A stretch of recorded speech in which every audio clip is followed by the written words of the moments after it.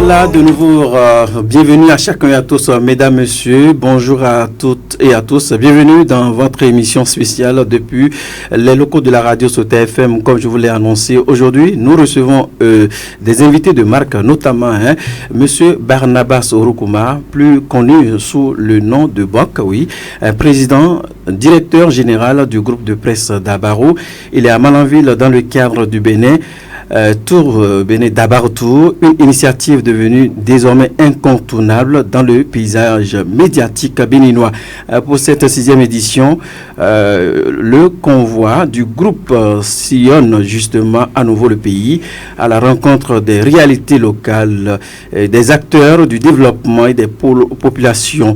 Nous allons donc avec lui d'où partie cette belle initiative, cette aventure, et que fait donc la particularité de cette sixième édition et les grands objectifs poursuivis à travers cette démarche nationale. En studio, nous avons également Fola Yabi. Fola Yabi, bonjour.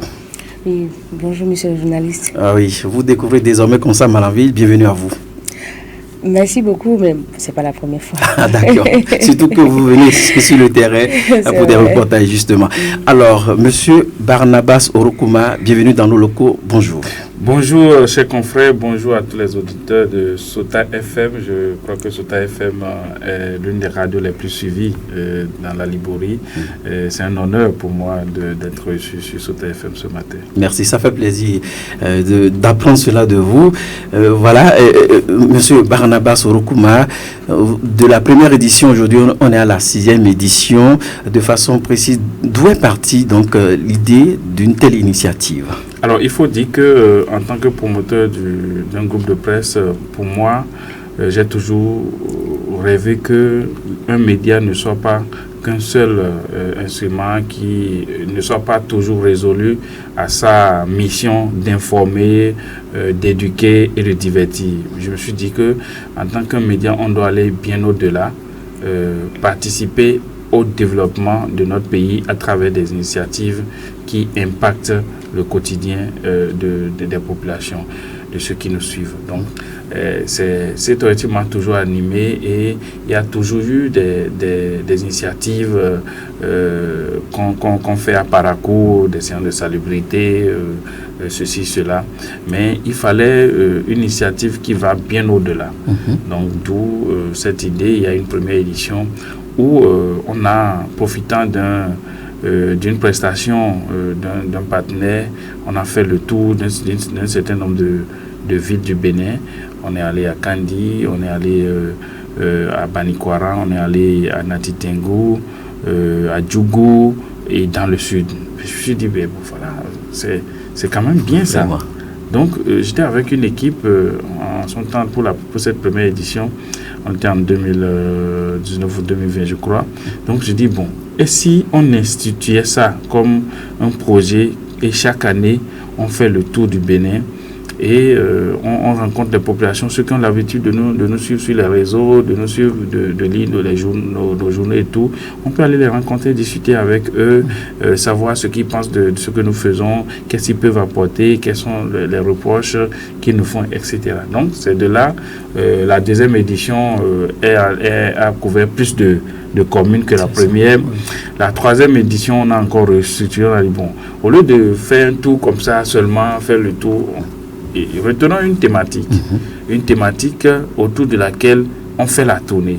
Donc, à la fin de cette thématique, on aurait questionné des acteurs et à la fin de la thématique, on peut justement faire le point de ce qui est ce qu'on retient et aller maintenant reverser ça à tel ou tel pour dire on a fait une telle tournée, voilà ce qu'on a eu comme retour des populations.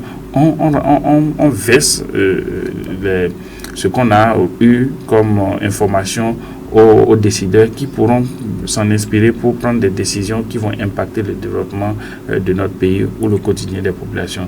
Donc voilà, pour faire la genèse de Bénin Dabatou, d'où est née l'idée et comment elle a évolué pour qu'on en soit aujourd'hui à la 6e édition. C'est une belle initiative qui est justement très prisée par les populations et par les fans justement de cette structure. Alors dites-nous, vous en parlez il y a un instant, cette 6e édition est placée sous quel signe? Alors, pour cette 6e édition, nous avons voulu nous coller à l'actualité nationale qui est la période électorale, les élections générales de 2026. Donc, nous avons retenu une thématique qui va se coller à cette actualité et la thématique c'est paix, vivre ensemble et développement que proposent les candidats aux élections générales de 2026. Donc, à travers cette thématique, nous voulons aller donner la parole aux populations, donner la parole aux candidats.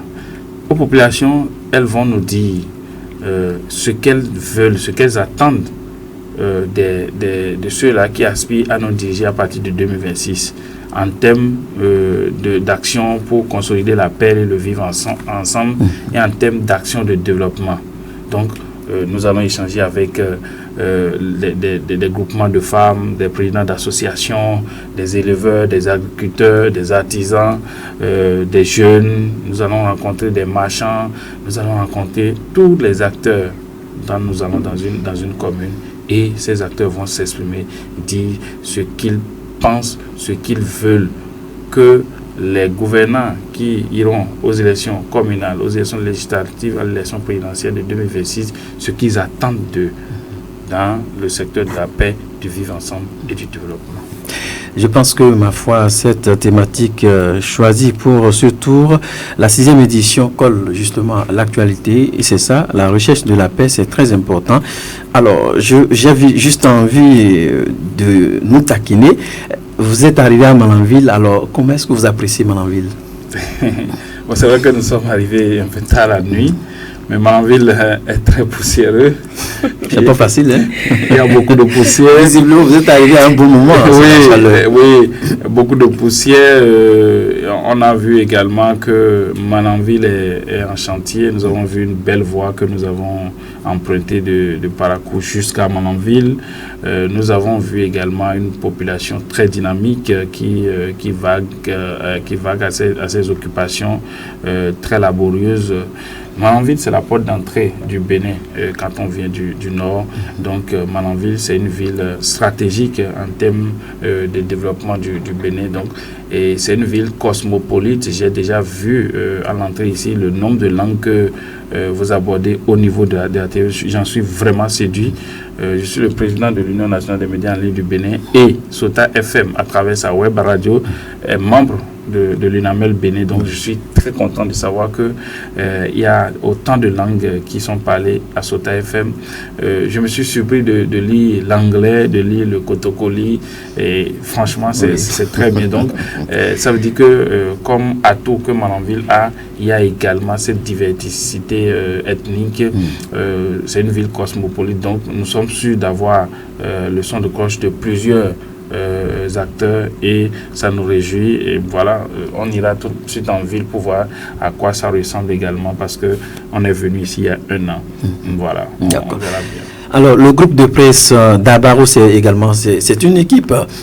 Il faut préciser que le président directeur de ce groupe de presse est justement en déplacement avec presque la délégation. Oui. De l'autre côté de la baie vitrée, on a des membres de la délégation. Oui. En tout cas, avant la fin de cette émission, toute l'équipe toute l'équipe sera dans ce studio pour le petit show. Alors, voilà, la seule femme peut-être de l'équipe. Oui. Alors, oui, parce qu'une société sans femmes en déplacement. Alors, j'ai bien envie aussi de vous demander, vous êtes arrivé à Malanville, c'est pas votre première fois, alors votre appréciation de façon globale. Merci beaucoup, chers confrères. Il faut dire que Malanville, c'est l'extrême de tout. Quand c'est la chaleur, c'est à l'extrême. Quand c'est la fraîcheur, c'est la même chose. Et comme le PDG vient de le dire, la poussière, oh là là. n'en parlons pas. Et pour les asthmatiques comme nous, c'est pas très... Mais bon, on s'adapte. Et en dehors de ça, je voudrais vraiment saluer les efforts de Sota FM qui n'arrête de capter l'attention de la jeunesse dans la zone de couverture. Donc franchement, bravo. D'accord, merci beaucoup. Nous frottons donc les mains, merci. Si depuis Parakou on a ces appréciations, on doit encore bouger plus fort. Alors, il faut dire que je ne rate jamais, à grand jamais, et aucun jour je ne rate la revue de presse de Lukman Rodio. Ça, c'est mon plus grand rendez-vous. Je ne le rate jamais. Super. Voilà, félicitations pour mon PDG. Fidèle abonné. Fidèle abonné. On ne décroche jamais. Alors, je suis toujours avec vous, Madame Fola Yabi. Dites-nous, au cours de vos passages dans ces communes, quelles sont les difficultés souvent rencontrées?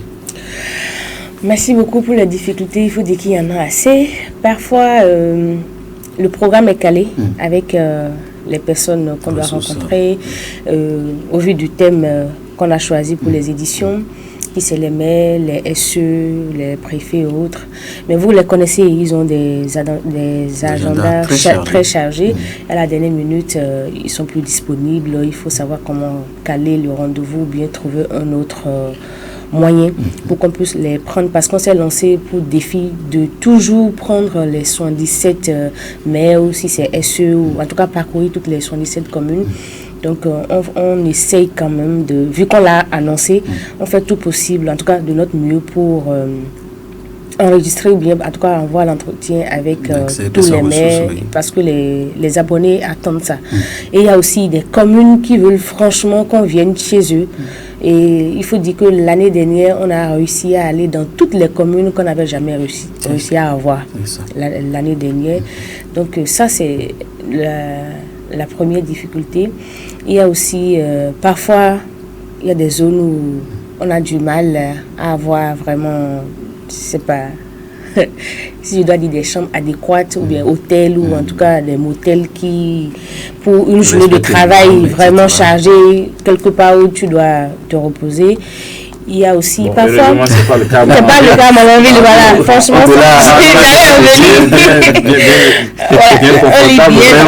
voilà. Franchement, c'est super. Il y a aussi parfois la population qui est un peu réticente.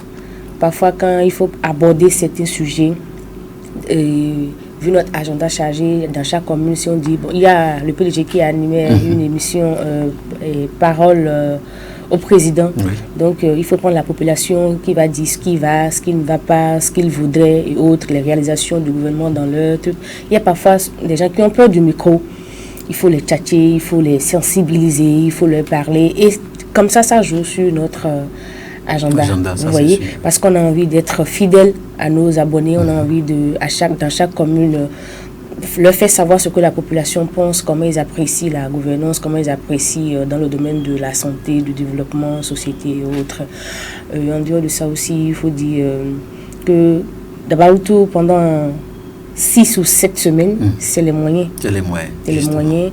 Et je profite de cette occasion pour franchement saluer l'audace du PDG, parce que parfois, figurez-vous qu'on démarre juste avec le camion. Et on est là, on prie, et Dieu fait son miracle quand même. Donc, si je dois dire les difficultés majeures, voilà. Alors, dans ce sens, quand on parle de difficultés aussi, entre griffes, les bénéfices, quoi qu'on dise, on a l'agenda qui est bien rempli désormais de personnes ressources. Ça, c'est les avantages. Donc, c'est vrai, depuis 6 ans, on va à la rencontre des autorités, de la population. Parfois, on ne se limite pas qu'aux maires. Il y a des entrepreneurs qu'on rencontre pour leur proposer des reportages. Il faut aussi dire que ça fait partie des choses qu'on réalise pour pouvoir avoir un peu de ressources pour alimenter, voilà, pour faire vivre, pour faire vivre l'équipe pendant le moment. Donc, on est là. On ne fait pas qu'aller à la rencontre des gens. On fait aussi des reportages, des documentaires. On profite aussi dans les localités là pour voir ce qu'on peut faire pour encore capter l'attention de la population et dans le même temps promouvoir peut-être l'entrepreneuriat ou faire découvrir à la population au Bénin ce que quelqu'un fait quelque part qui n'est pas connu. Donc à travers Dabaroutou, on les rencontre, on fait un entretien avec eux, aussi sinon un documentaire ou un truc comme ça pour les faire connaître ce qui fait qu'ils sont désormais connus et aussi ils arrivent à avoir un retour positif. D'accord. Vous le dites ainsi bien. Donc c'est le moment de dire à Malanville, s'il y a des gens qui ont des initiatives qui ne sont pas connues, qui veulent se faire connaître, c'est l'occasion. Ils n'ont qu'à appeler le numéro que Fola va donner tout à l'heure. Nous appeler, quelles que soient les occupations, on trouvera le temps de passer, les prendre, faire voir sur leur activité. Nous allons au-delà de ça, nous découvrons également la richesse culturelle, traditionnelle des localités que nous parcourons. Donc nous faisons découvrir certaines choses que beaucoup ne savent pas. Donc ce n'est pas que des entretiens seuls, mais on va à la découverte des choses du riche patrimoine culturel de notre pays. C'est important. Dans ce cadre, évidemment, vous avez un partenaire, je vais parler de de KDK, oui, qui offre au moins 80 demi-bourses. Absolument. Alors, parlez-nous-en. Ah oui, KDK, c'est notre partenaire traditionnel depuis l'année passée qui a décidé de nous accompagner à travers son université privée agricole. Cette année, il offre 80 demi-bourses à des jeunes qui souhaitent se faire former dans le secteur agricole, faire l'université agricole KDK Parakou. Donc, nous avons fait diffuser un communiqué qui parlait des conditions pour avoir droit à cette demi-bourse. Oui. Tous ceux qui sont intéressés, vous pouvez aller checker au niveau de nos différentes plateformes, Facebook, YouTube, WhatsApp. Voilà, vous aurez notre site internet, vous aurez ce communiqué qui décrit les conditions pour avoir accès à cette demi-bourse. Et voilà, vous pourrez faire partie de ces heureux-là. Nous allons vous remettre la demi-bourse pour pouvoir aller faire l'université privée KDK de Parakou. C'est assez de communes. Oui, permettez, si peut-être si peut-être il y a des gens qui n'auront pas le temps ou qui n'ont pas de forfait, il suffit juste de donner, en fait, d'envoyer au 01 90 00 53 03 votre carte CIP, la photo de votre carte CIP, une attestation de résidence et un diplôme, en fait, l'attestation de diplôme du bac, C, E et F ou de EAT, je crois. Oui, ou tout autre diplôme équivalent. Ce sont les 3 documents-là qu'il faut fournir, tout en précisant sa commune. On peut envoyer les photos sur, les documents sur le numéro WhatsApp. Oui, on va reprendre le numéro là, 01. Pour WhatsApp, c'est 90 00 53 03. Maintenant, pour appel, il faut augmenter juste le 01. D'accord. C'est clair. Hein? Et puis, la date limite, c'est prévu pour le vendredi 14 novembre 2025. Exactement. À partir de 23h59. Oui. Alors, mesdames, messieurs, allez, vous qui avez des enfants qui, justement, respectent ou se voient dans cette condition, c'est le moment plus que jamais de vite fournir les dossiers pour, justement, découvrir KDK, quelque part. On n'a pas encore reçu un dossier de Malanville, donc c'est l'occasion peut-être ce matin de se dépêcher pour maximiser la chance vers eux-mêmes. Donc c'est très important. Alors, monsieur le président directeur Barnabas Orukuma, alors derrière ça, vous êtes aussi le président de l'UNAMEL. Depuis peu, cette initiative est lancée. Alors, parlez-nous un peu de l'objectif, sinon de ce que vous faites dans cette unité. De l'UNAMEL. Voilà, c'est l'occasion. L'UNAMEL Bénin, c'est l'Union nationale des médias en ligne du Bénin, créée le 9 mars 2024. Et l'objectif de l'UNAMEL Bénin, c'est de regrouper au sein d'une même association des promoteurs de médias en ligne ayant une existence légale au Bénin. Donc, nous sommes au nombre de 35, dont Sota FM, et sa version web radio, et nous œuvrons pour pouvoir apporter certaines assistances aux médias en ligne en termes de formation, en termes de renforcement de capacité, pour avoir une presse en ligne professionnelle qui fournit des contenus de qualité. Donc nous avons démarré nos activités, nous faisons notre petit bonhomme de chemin, et par la grâce de Dieu, je pense que nous allons arriver à surmonter les difficultés et tout ce qui se dresse vers nous. D'accord. Alors, Monsieur le Président, toujours, je reste avec vous. Dites-nous, ce tour, notamment la 6e édition, c'est combien de jours? Fala l'a dit, mais est-ce qu'au-delà des 5 jours ou 6 jours, est-ce qu'il n'a pas de bonus? 6 jours. Oui. 6 semaines. Oui. Waouh. C'est 6 semaines. C'est pas facile, hein? Nous démarrons nous démarrons aujourd'hui 3 novembre 2025 et nous finissons le 15 décembre 2025. Donc nous avons 42 jours. Mon Dieu, comment ça va se faire? Ah oui, c'est non-stop. Vous voyez, on a commencé aujourd'hui.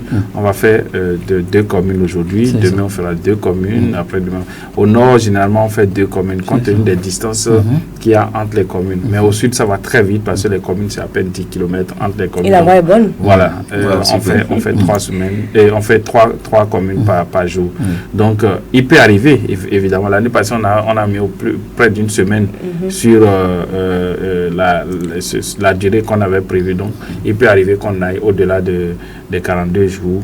Voilà, donc cela dépend des rendez-vous, des imprévus qui auraient. Donc, on essaie de faire les ajustements au fur et à mesure qu'on avance. D'accord. Alors, comment faire, si je suis maire dans une commune, comment faire pour bénéficier de votre passage dans notre localité? Non, de façon systématique, tous les maires reçoivent des invitations.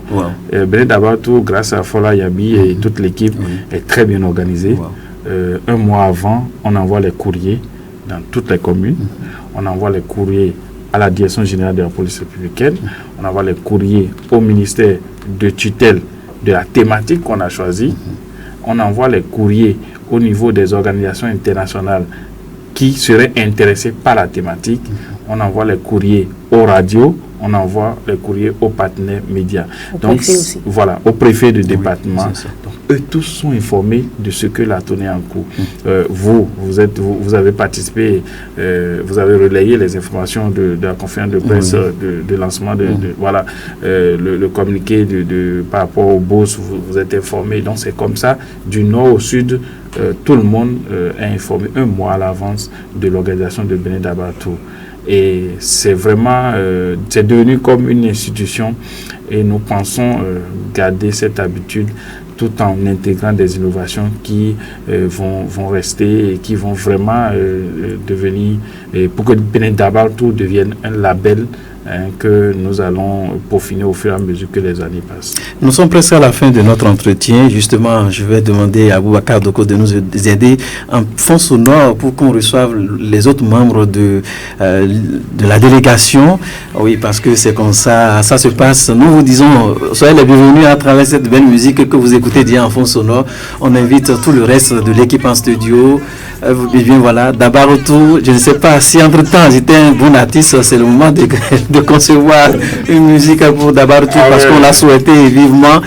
Voilà, vous êtes là, vous êtes présent sur place ici à Malanville, notamment dans nos locaux. Et bien voilà, toute l'équipe, on est en dialogue, c'est comme ça, oui. Il a mis la musique, c'est ça. Voilà. Il fallait que ça soit Doko me connaît, il sait. Oui, le vrai Bala. Il sait que c'est le prince de Kone qui est là. Il sait que Fola ne voit pas, c'est plus ça. Non, les petits nagos, on les met de côté. Non, donc tout ça, la main n'est pas toujours si c'est pas pour bâtonner.